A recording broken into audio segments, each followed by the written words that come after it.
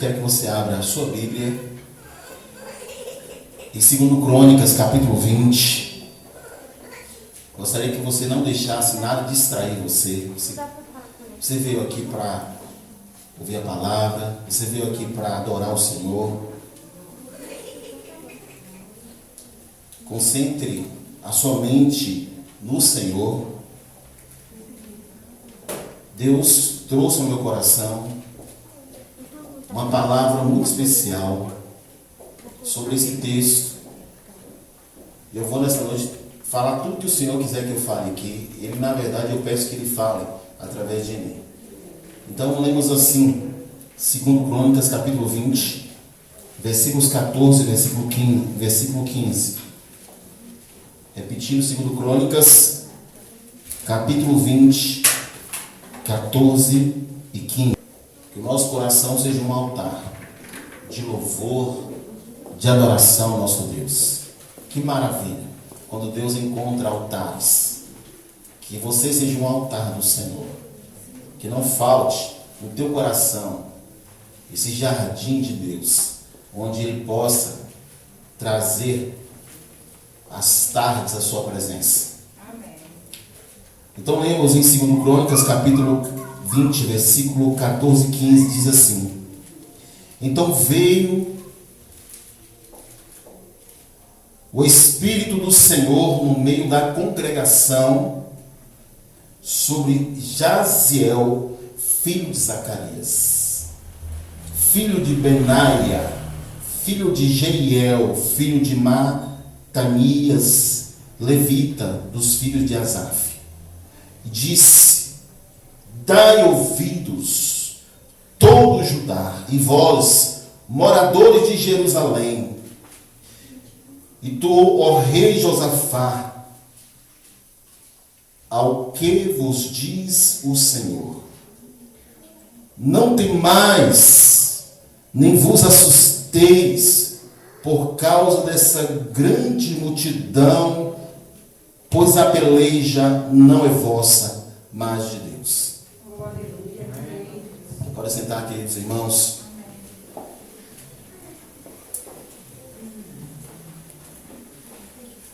Com realidade,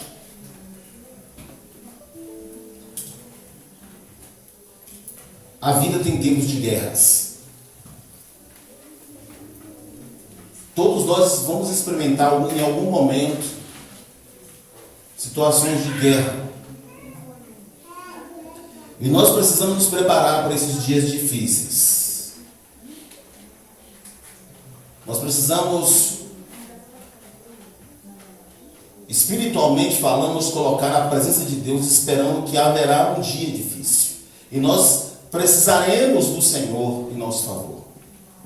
Que se a guerra é inevitável a esta vida, precisamos saber lutar essa guerra no Senhor. No texto que nós lemos aqui, fala dentro de um contexto de uma guerra, que foi uma guerra de 3 povos que se armaram contra a nação de Judá. E no reino de Judá tinha um rei que ele era um homem que temia o Senhor, que amava o Senhor. A Bíblia dá testemunho dele durante toda a história da sua vida. O seu nome era Josafá. E nós temos na história de Josafá esse capítulo onde ele se vê cercado por inimigos muito poderosos e ele tinha uma guerra que ele não podia evitar. Ele tinha um problema, uma aflição que ele não tinha como deixar de enfrentar aquela situação. Mas sabe de uma coisa? Deus fez diferença na história de Josafá, que Josafá buscou ao Senhor, e Deus fará sempre a grande diferença em favor daquele que está na guerra, mas que busca o Senhor para fazer a diferença na sua vida. Nós podemos achar o Senhor, mesmo em tempos de guerras, desde que nós o busquemos, desde que Ele seja o Deus da nossa vida, em nosso cotidiano. Desde que eu me lembre do Senhor em todos os dias da minha vida. Quando eu estiver na guerra, lá Ele estará comigo. Os meus carros serão limitados, mas os carros de fogo que vai mandar não terá limite. Os meus arcos serão limitados, mas os arcos de Deus têm todo o alcance. O meu exército será limitado, mas o exército de Deus é infinito.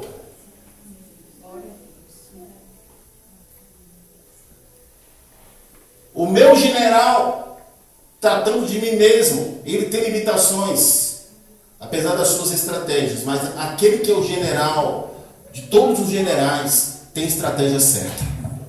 E tudo isso eu posso ver na vida desse homem de Deus chamado Josafá, quando ele esteve em situação de guerra e que ele clamou ao Senhor. E que ele buscou a Deus intensamente para ver o livramento do Senhor. Dizem que numa guerra todos perdem. Essa é uma guerra que só perdeu um lado. Porque o Senhor fez a diferença para Josafá e para o povo de Judá. Se Deus fazer a diferença na sua vida, só o outro lado vai perder. Só o lado de lá vai ficar derrotado. Sabe por quê? Porque quando Deus entra na nossa peleja, Ele luta por nós. E ninguém pode com o poder de Deus. Ninguém pode com o poder de Deus. Porque o nosso Deus é muito poderoso. Ele é. Há uma expressão hebraica que diz que o Senhor é o Deus Sabaote. Ele é o Deus dos exércitos. O mundo tem um exército, mas Deus tem os exércitos. Por isso Ele é tão poderoso. Por isso que Ele é tão glorioso. Por isso você pode crer nele e dizer: Deus, eu estou em guerra. Talvez alguém aqui esteja dizendo isso. Talvez alguém vai ouvir essa mensagem e vai dizer: eu estou em guerra. E a minha guerra para mim está perdida. Mas se o meu Deus entrar em meu favor nessa guerra, eu tenho certeza que Ele vai me dar uma grande vitória. Porque Deus dá vitória, amém? Nós servimos a um Deus que dá vitória. Nós servimos a um Deus que faz infinitamente mais do que nós pedimos e pensamos. Porque nosso Deus é muito forte. Quando nós estamos diante de uma situação que nós não podemos resolver, nós podemos buscar o Senhor. Para onde você tem olhado? Para os seus problemas? Você está olhando para Jesus. O versículo 12 do capítulo 20 diz assim: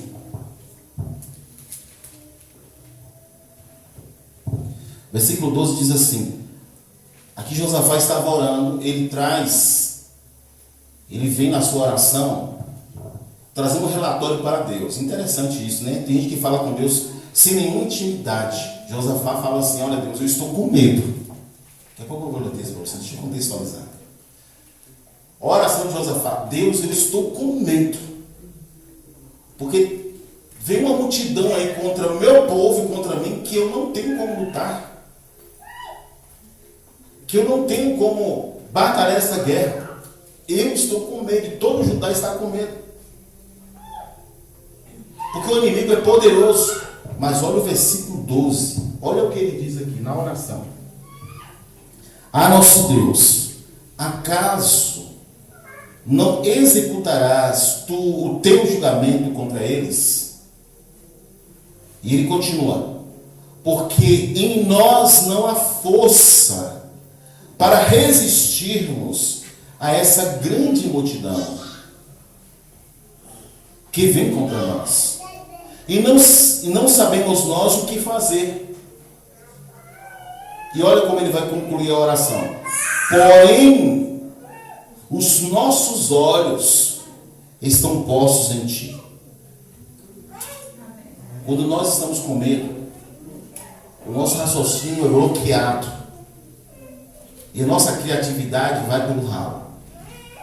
O medo, ele é um problema sério na vida de qualquer pessoa. Quando Pedro veio até Jesus, ele viu Jesus andando sobre as águas, andando mesmo, igual eu estou andando aqui sobre o altar. Os pés de Jesus estavam como que pisando em um espaço sólido. É uma cena inigualável. O que Pedro viu, os discípulos viram também. Jesus andando literalmente sobre águas. Pedro ficou tão enaltecido daquele poder que Pedro disse: eu quero andar também. Jesus disse: vem. Pedro começa a andar sobre águas. Literalmente como Jesus também estava andando. Mas de repente Pedro começou a afundar. Sabe por que ele afundou? Porque ele sentiu medo. Ele olhou para a água. Os olhos dele, que estavam em Jesus, foram desviados para a circunstância. Mas Josafá, primeiro ele confessa: eu estou com medo. Mas depois ele diz assim: só que os meus olhos estão postos em ti agora. Eu não estou fazendo apenas um desabafo, não. Eu creio que o Senhor pode me dar essa vitória.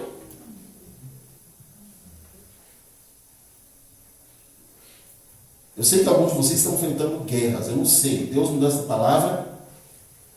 E você precisa colocar os seus olhos em Jesus. Se você quiser vencer, Deus te dará a vitória. Mas seus olhos precisam sair da dimensão física, natural, e dimensionar para o mundo espiritual a sua guerra. Porque muitas guerras são perdidas porque nós analisamos e avalizamos tudo a partir da nossa própria visão. E nós não buscamos o Senhor para descansar por dentro, dizendo: Deus, essa guerra é tua, resolva por mim. E os meus olhos não estão mais no problema, meus olhos estão no Senhor. É assim que nós temos que nos comportar em relação ao problema que ocorre.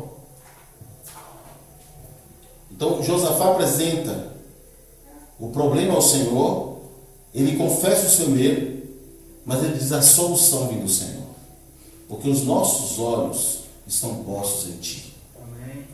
Seus olhos estão aonde, meu irmão? Coloque seus olhos no Senhor. Olhe para o céu, olhe para Jesus, olhe para o autor e consumador da fé. Amém? Amém. Mas tem uma coisa que acontece no meio daquele momento, porque Josafá reuniu todo Judá como nação e trouxe para Jerusalém, porque o povo ficou também desesperado. O inimigo era poderoso. Amonitas, moabitas e outros povos vieram de forma organizada para destruir Judá e levar os despojos de Judá, conduzir a riqueza. Eu não sei se os irmãos sabem, mas o templo de Jerusalém tinha muita riqueza. Então, existia uma cobiça sobre aquele lugar. Mas Josafá reúne o povo, era um rei. O rei não se curvava diante de ninguém, mas ele se curvou diante do Senhor. E ele buscou o Senhor e disse ao povo: vamos jejuar e vamos orar. Tem hora que é assim, irmãos. Eu fico assim, eu fico sem acreditar. Como um cristão pode ter determinados tipos de comportamento quando ele está em guerra? Porque, irmãos, nós estamos nessa terra, nós somos sujeitos a qualquer coisa. Não é verdade? Qualquer um de nós estamos sujeitos, por exemplo, a doenças. Mas quando você tiver um problema que você não puder resolver, não esconda o seu problema.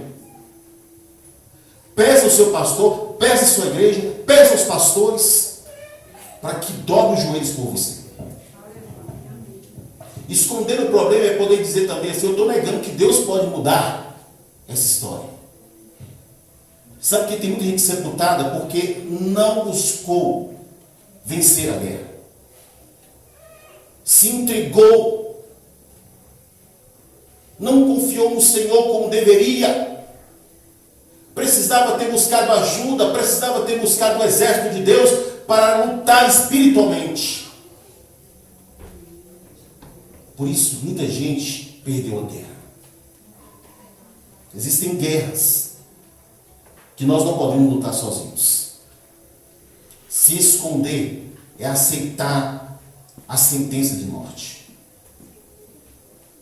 No versículo 14, capítulo 20 de 2 Crônicas, diz assim a palavra: então veio o Espírito do Senhor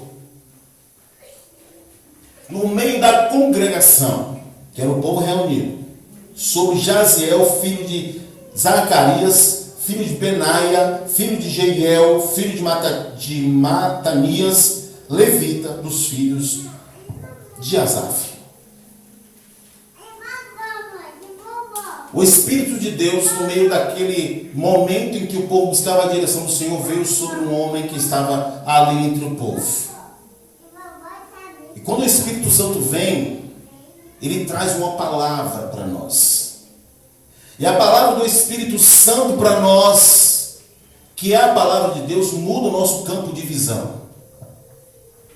Você sabe como é? Eu às vezes me sinto assim, vou colocar como exemplo. Eu vou pregar para vocês no domingo. Eu começo a orar para Deus falar comigo o que eu tenho que falar.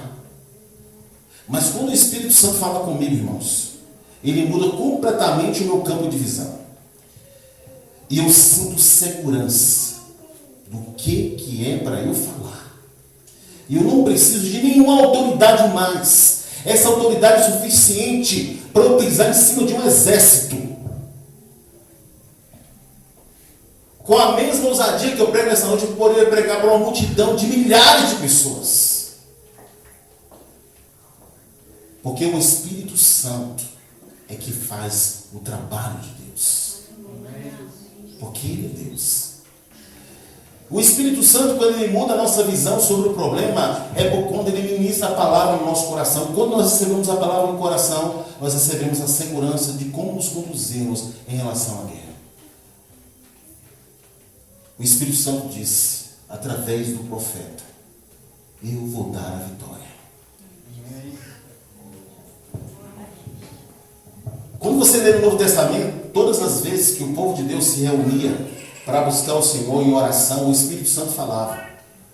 Eu não sei o que acontece com a igreja do século XXI, porque tem pastores e igrejas que não buscam mais o Espírito Santo, para o Espírito Santo falar o que é para fazer.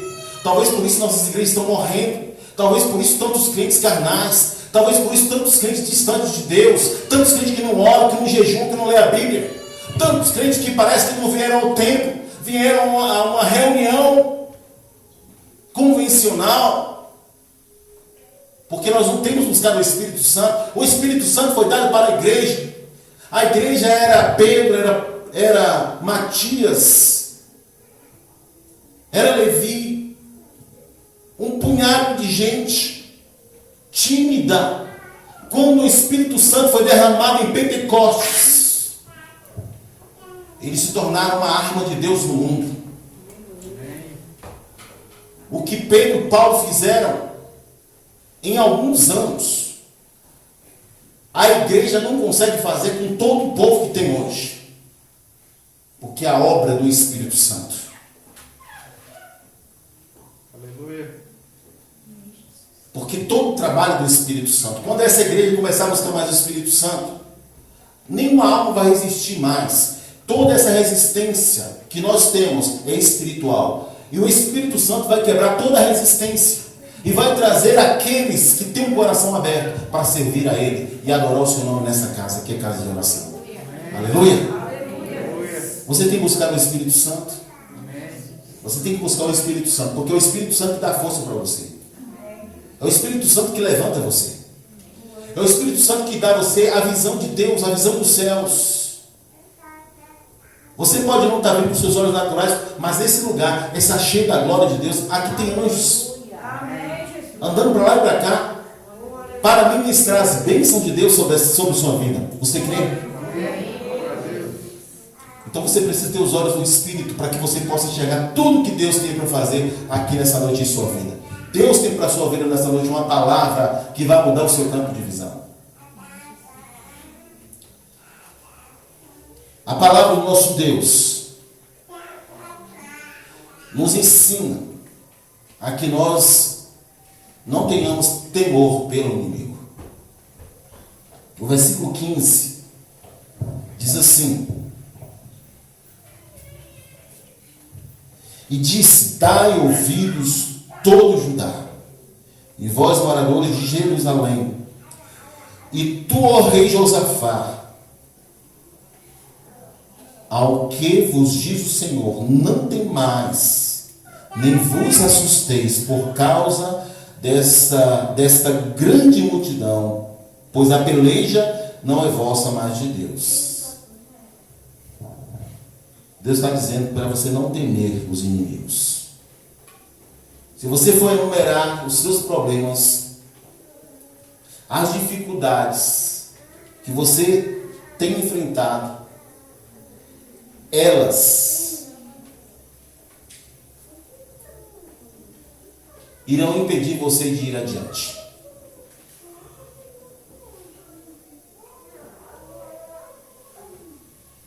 Deus quer que nós contemplemos nessa noite a grandeza do seu poder. Deus quer que nessa noite nós confiemos na sua proteção. Irmãos, espiritualmente há um alinhamento. Nós precisamos perceber. E esse alinhamento, que é você estar em total fidelidade ao Senhor, produz a proteção de Deus em nós. Tem pessoas que conseguem ser fiel em algumas coisas de Deus, mas em outras não. Eu estava pensando, isso, o Senhor ministrando no meu coração, e eu estava pensando em Abraão. Abraão estava lá no meio do nada. E Abraão tinha os seus dízimos para lhe entregar. Ele poderia dizer assim: não, eu vou administrar os meus dízimos, vou mandar para a instituição de caridade, para aquela igrejinha pequena que está começando lá não sei aonde. Mas Abraão tinha um temor de Deus e sabia do alinhamento espiritual. E o que Abraão fez? Procurou o sumo sacerdote, Melquisedeque. Eu não sei qual foi a distância que ele teve que percorrer, mas ele levou para a casa de Deus. Porque se você entregar o seu dízimo como administrador dele, o seu dízimo não é aceito. Tem gente que acha que pode administrar o seu próprio dízimo. Não pode. O dízimo é entregue na casa do Senhor.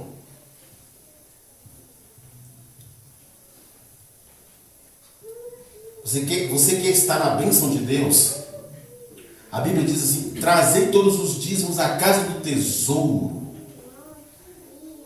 E digo mais, não importa, irmãos, não importa a situação que você está passando, você que é servo de Deus, você tem que ser obediente à palavra como um todo. Eu fiquei tão feliz com tem um pastor, ele não está mais em atividade, ele é pastor, ele foi pastor da maior igreja do mundo. Ele disse o seguinte, o nome dele é David Pochu, alguma coisa lá, assim, termina com Chu. É um coreano. Ele disse que ele tinha evangelizado uma família no caos de tudo, da pobreza inclusive. E o marido era um bebum terrível, converteu a mulher e os filhos. O marido pegava a própria pouca despesa que tinha na casa e vendia para tomar cachaça. Ele disse que essa mulher se converteu, os filhos se converteram. E o que eles tinham para comer era só arroz. E aquela mulher entendeu que ela tinha que tirar o dízimo da sua única fonte de renda. E foi uma luta muito grande, ela contou. Que ela tinha dificuldade de entender como ela poderia tirar o dízimo de algo tão pouco. E ele disse que foi uma resistência, ela venceu aquela luta, ela queria entregar o dízimo e chamou ele.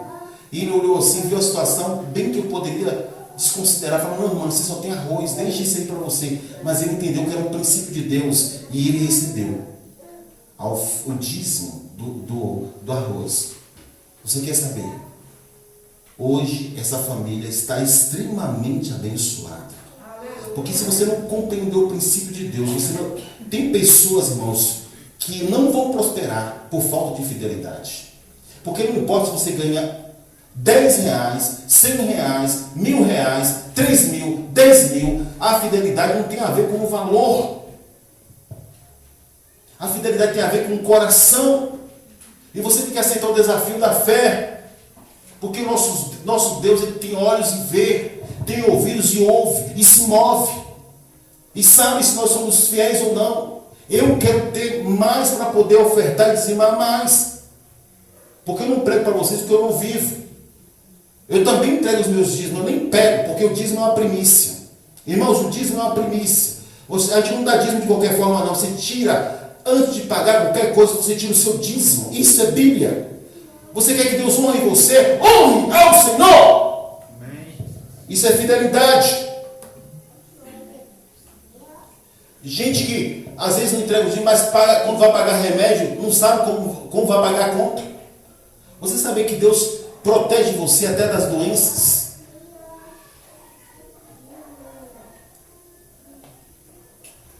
O versículo 17 diz assim: neste encontro não tereis que pelejar. Tomai posição, ficai parados e vede o salvamento que o Senhor vos dará, ó Judá e Jerusalém. Não temais, nem vos assusteis amanhã. Saias ao encontro, porque o Senhor é convosco. Nesse momento ocorre uma coisa importante, porque tinha uma guerra para ser vencida. E o Senhor já tinha derramado o Espírito Santo, já tinha falado que ia dar vitória.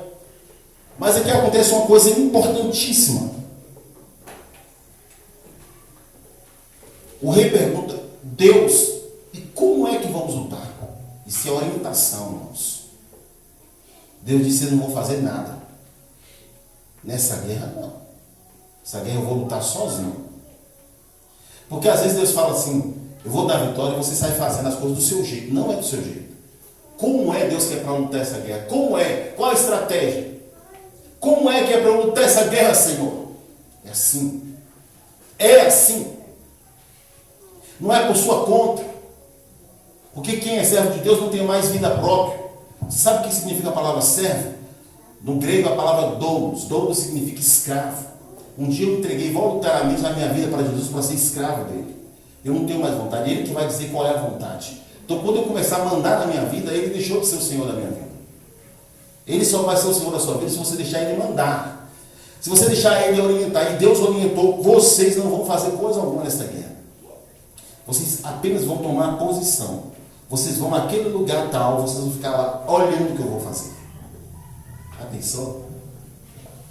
Tinha um exército poderoso que o rei sabia que eles não tinham como vencer aquela guerra. O Senhor disse: vocês não vão fazer, vocês não vão levantar uma palha. Eu vou fazer a luta de vocês. Isso é orientação, irmãos. Nós devemos lutar a guerra apenas como o Senhor está mandando. O versículo 18 e 19 diz assim: então Josafá se prostrou com o rosto em terra, e todo o Judá e os moradores de Jerusalém também se prostraram perante o Senhor e o adoraram. Dispuseram-se os levitas, dos filhos dos coatitas e dos coreitas, para louvarem o Senhor, Deus de Israel, em voz alta, sobremaneira. Então, quando o povo ouviu aquelas palavras, que eles não precisavam lutar, o Senhor ia dar vitória se eles lutassem, eles se reuniram e começaram a louvar o Senhor. E o rei todo Judá se prostrou diante do Deus Todo-Poderoso. Amém. Irmãos, quando nós estamos prostrados em oração, nós estamos no melhor momento da vida, irmãos. Hoje teve um momento que eu estava orando, eu fiquei tão perto de Deus, que eu falei: Deus, não sai daqui. Não sai daqui. Porque às vezes a gente quer conter Deus, a gente não pode conter Deus. Deus não pode ser contido. Só se Ele quiser ser contido. Deus não sai daqui. Porque a minha mente não estava aqui. Não estava no mundo natural. Eu entrei numa dimensão ali com Deus que eu não estava no mundo natural. A Bíblia chama isso de comunhão. Nosso Deus, irmãos, está olhando para nós nesse lugar. Prostre o seu coração, prostre a sua vida, adore ao Senhor, adore o seu Deus como o povo fez. O povo louvou e adorou o nome do Senhor. Aleluia! É isso que Deus espera de nós nessa noite. O versículo 20, estou lendo alguns textos porque sei o que é que eu prego assim. Vamos lá, versículo 20. Pela manhã cedo se levantaram e saíram ao deserto de Tecoa. Ao saírem eles, pôs-se Josafá em pé e disse: ouve-me, ó Judá, e vós moradores de Jerusalém. Olha, observe o tom de voz do rei que ele muda. Ele agora tem fôlego para falar com o povo. Crede no Senhor vosso Deus, e estareis seguros. Crede nos seus profetas e prosperareis. Qual é o profeta que nós temos hoje? O pastor.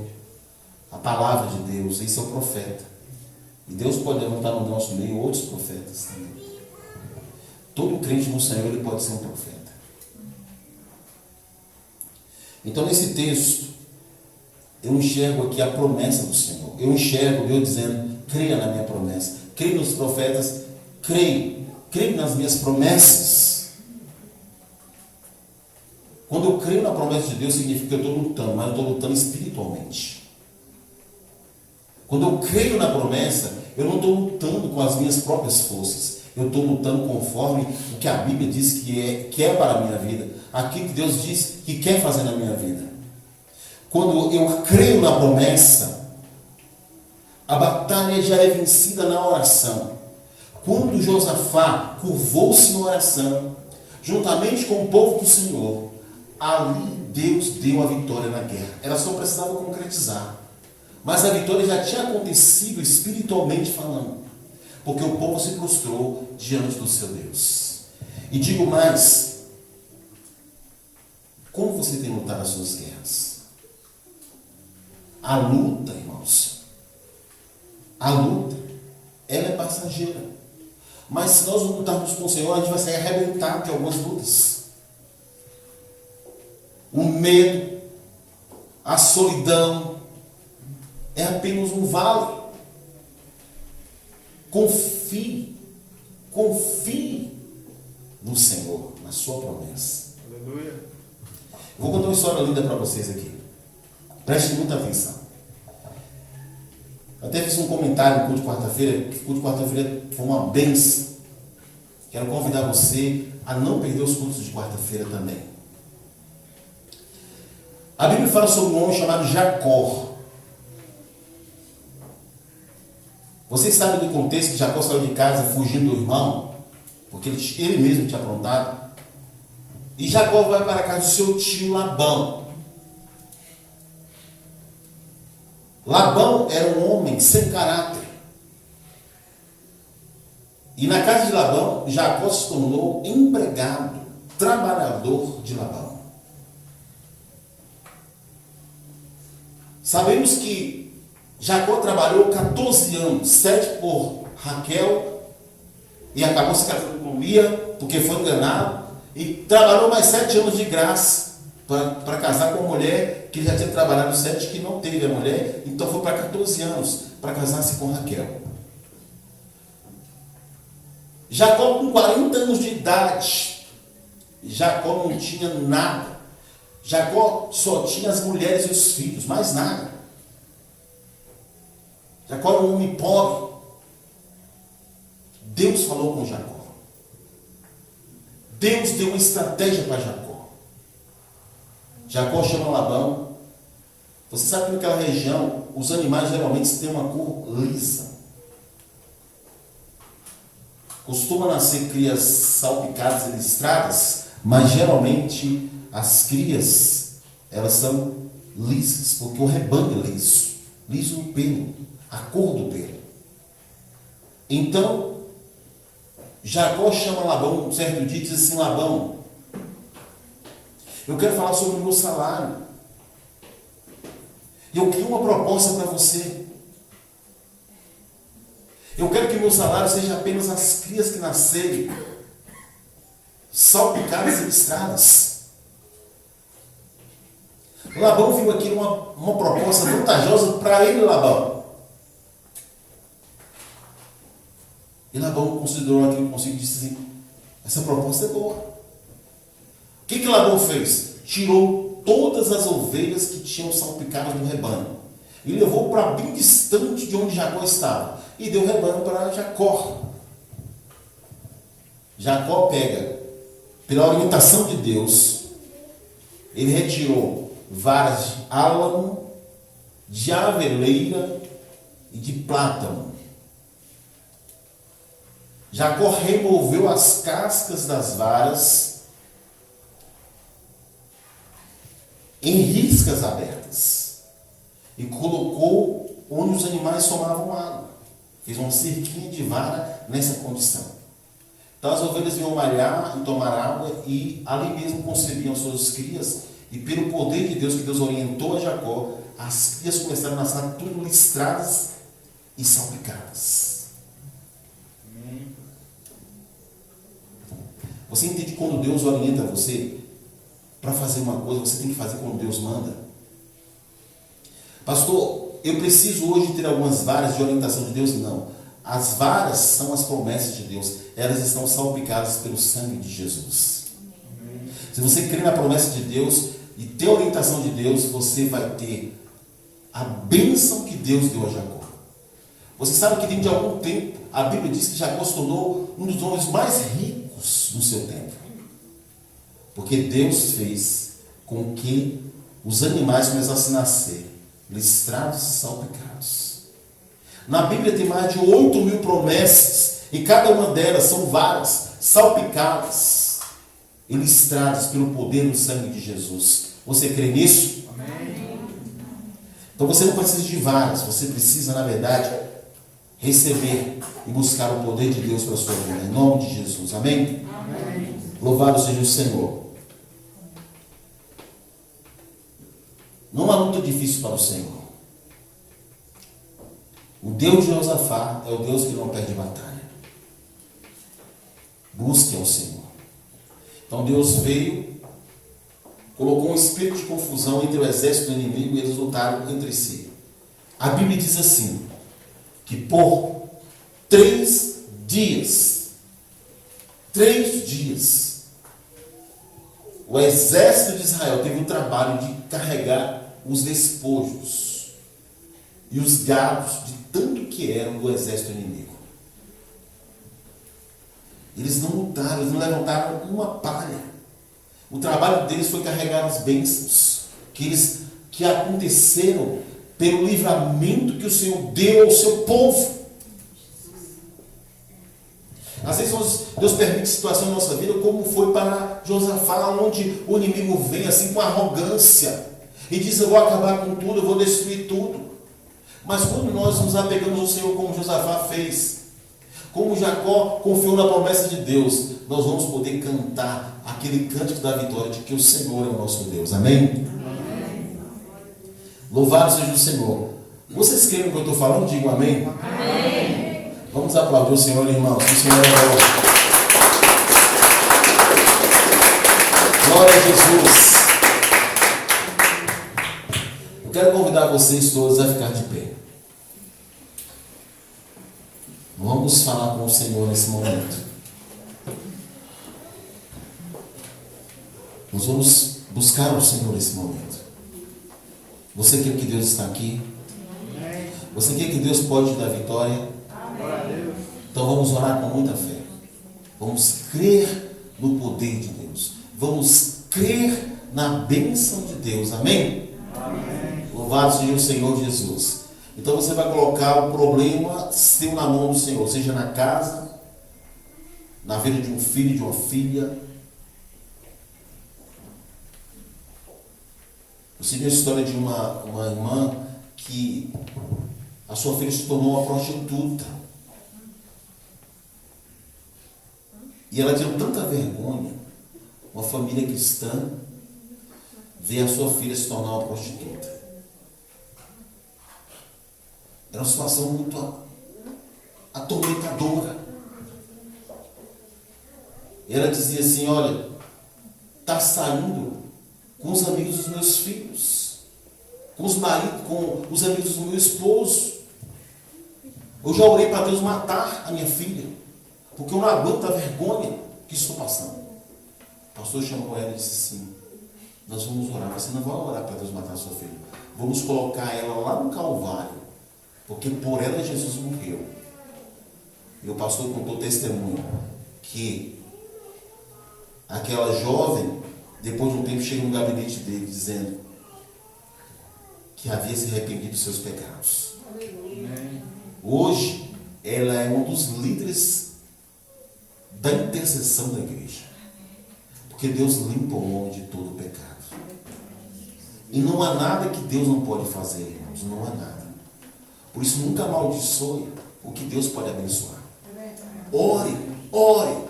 Confie na palavra, confie na promessa. Porque o nosso Deus é muito grande e poderoso. Vamos orar, irmãos? Porque o Deus que fez os céus e a terra está aqui. A glória dele está aqui. Ele vai alcançar você. Ele vai abençoar você para a glória e honra do nome dele. Você está orando de casa do mesmo modo. Ore também, com fé. Deus vai alcançar você. Deus eterno e Pai que está nos céus. Agora nós nos colocamos diante do Senhor para te pedir que escute a nossa oração.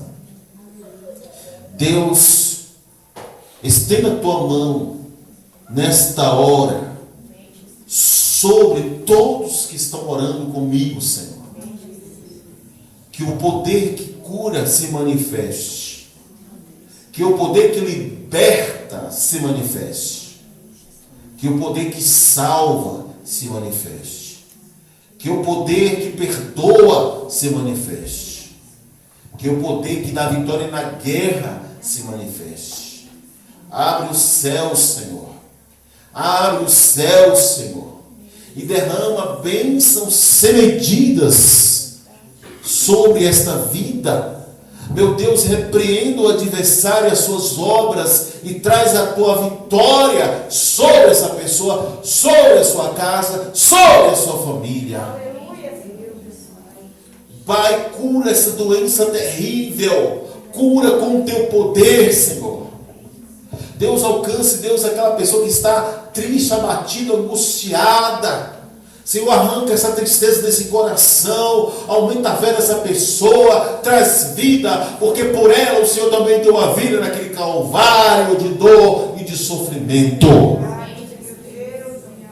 Vem Espírito de Deus, vem Espírito de Deus, vem Espírito de Deus trabalhar em nossos corações agora.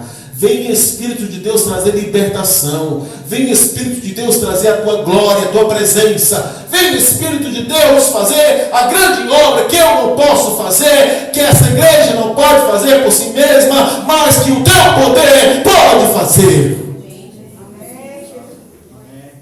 Meu Deus, dá saúde a este homem, dá vitória a este homem, meu Pai, que está clamando e orando e dizendo: Deus, me socorre, Senhor. Pai, coloca essa coluna que saiu do lugar, Senhor. Faz ela voltar para o lugar. Deus, cura, Senhor, os nervos dessa pessoa. Cura, Senhor, agora a mente dessa pessoa. Meu Deus, vai curando, Senhor. Manifesta o teu poder que cura. Vai libertando essa mente da fraqueza. Vai libertando, Senhor, em nome de Jesus. Vai libertando do pecado, Senhor. Esse homem, Deus, que não consegue deixar os pecados, liberta ele para a glória do teu santo e glorioso nome, que é sobre todo nome. Meu Deus, estenda a tua mão, Senhor. Estenda a tua mão agora, meu Deus, sobre esse lar, sobre essa empresa. Senhor, sobre, ó Deus, o coração do teu filho, da tua filha. Vem, Senhor, vem manifestando agora, Senhor, o teu grande poder, meu Pai, porque nós dependemos de Ti. O poder que fez Pedro andar sobre as águas, o poder que fez com que, ó Deus, o rebanho favorecesse a Jacó. Deus, o poder que fez com que Josafá vencesse uma guerra sem levantar uma espada. Meu Pai, em nome de Jesus, que esse poder desça agora e faça maravilhas para a glória do Teu nome. Nós cremos, Senhor. Nós cremos e oramos em o nome de Jesus. Digo amém. Amém.